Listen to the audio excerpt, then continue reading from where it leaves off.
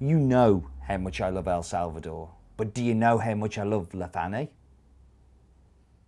My name is Steve Layton, and I travel the world finding amazing and delicious coffee for you to drink at home. Some make coffee difficult to understand and complicated, but here it's my job to make it easy and fun and tell you what's in my mug. So Finca La Fany has been producing coffee in El Salvador since 1870 and has been owned by the same family from generation to generation. It's on the Santana volcano and provides work for 24 families within the community and stretches for 27 hectares, which is a pretty big farm. It's 100% Bourbon, and that is a varietal that's very common in El Salvador. Nearly 70% of the coffee production is Bourbon. For me, one of the most desired coffee varietals.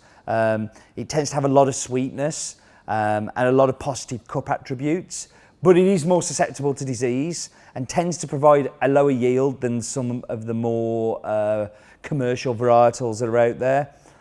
But some of my favourite coffees have come from the Bourbon varietal. I love El Salvador for this decision. I think it's awesome that specialty coffee has this great resource, but there are some problems with it.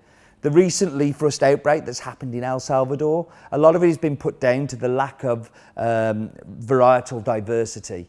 And that means that, you know, you're not getting the protection. So if something attacks one plant and it's 70% of your plants, your country's pretty much in trouble. First started working with this coffee back in 2004 when I was, actually it was 2003, because it was when I was actually roasting at home before I managed to get my own grown-up roastery, and was one of the first relationship coffees that I was able to buy. Since then, it's just gone from strength to strength. I've been lucky to visit Rafael and Carmen at La Fany many, many times. It kind of like virtually every year I swing by and visit them. And it has become one of the highlights of my El Salvador trip. Not just because their coffee is amazing, but they're beautiful, lovely people. And I'm very lucky that I get to work with some really special friends who have become really close. And we, even outside of harvest, we quite often drop emails to each other. How's it going? Yeah, it's a really, really strong relationship. They've also invested a few years ago in a mill, and they mill their own coffee. They have their own drying beds where they used to deliver to different people to do the processing for them. And it really is one of my all-time favourite coffees, and it's one that just can't live without. Every year it's clean, every year it's sweet, and it's just a super, super diverse coffee.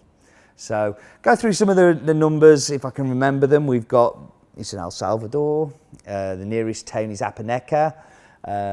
It's owned by Carmen and Rafael de Silva, over 20 hectares, altitude of 1,450 metres above sea level, and is mainly Bourbon and is a fully washed coffee.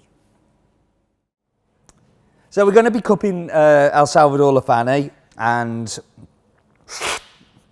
it's a fantastic coffee to cup because I know this coffee inside out. When you've worked with a coffee for 15 years, and it has been 15 years with this coffee, I kind of tend to know what it's going to deliver. It always delivers caramel. Caramel, caramel, caramel. But it always has a really delicate and interesting acidity. Now this year it's orange, which is a little bit of a change, but it always around those citrusy fruits. But the best thing about this coffee, it's a coffee to chug. It's a coffee to drink. It's not a coffee to think about too much. It doesn't test your brain. It's clean. It's well processed. It's a great varietal. It's sweet with a delicate acidity. Like, what more would you want from a delicious coffee? Me, that's perfect. So I've decided this week to talk a little bit about roasting, and the reason I wanted to talk about roasting with this coffee in particular is that La Fany is a coffee I've roasted since 2003, so a lot of experience of roasting it, but also that it's probably one of the easiest coffees to roast. What makes it easy? Well, first of all, good processing. So good processing as in good drying, even drying. good humidity that it's actually taken to the dry mill at. So when coffee is delivered to a mill, it gets pulped. When it's pulped, it's put on drying beds, and you're looking for a moisture content level of between 10.5 and 11.5.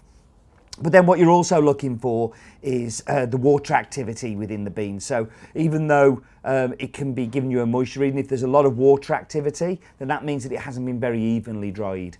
And something that Carmen and Raphael do at the mill is measure for water activity. So that even drying, that consistent drying, means that it makes it easier to roast.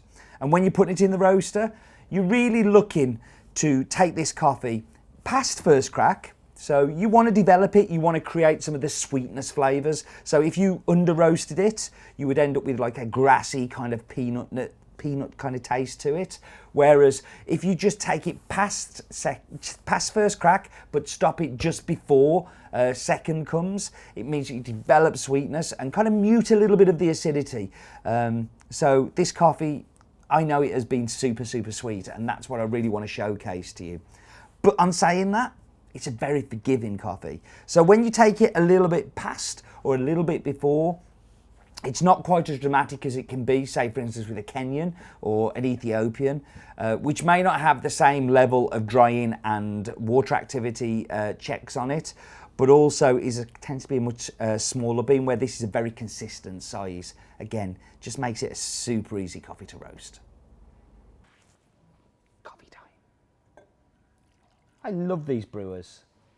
I like the goldfish bowls. One of my favourite Kalita brewers.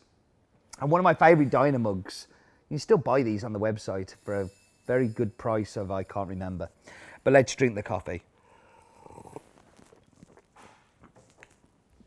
So, as I was talking about earlier, La Fany for me is just one of those perfect coffees that I know it inside out. It's always good. It's a drinking coffee. Like, I can sit here and drink this whole mug and I don't have to think about it too much. But if I am going to think about it, it is caramel, it's oranges, it's chocolate. It's just delicious. One of those coffees you can drink all day and it doesn't challenge your taste buds too much. Sunday morning, newspapers, sitting somewhere quiet, listening to the radio, perfect. Right, thank you for joining me. It's been a pleasure. I hope you've enjoyed it too. And do remember, life is too short for bad coffee.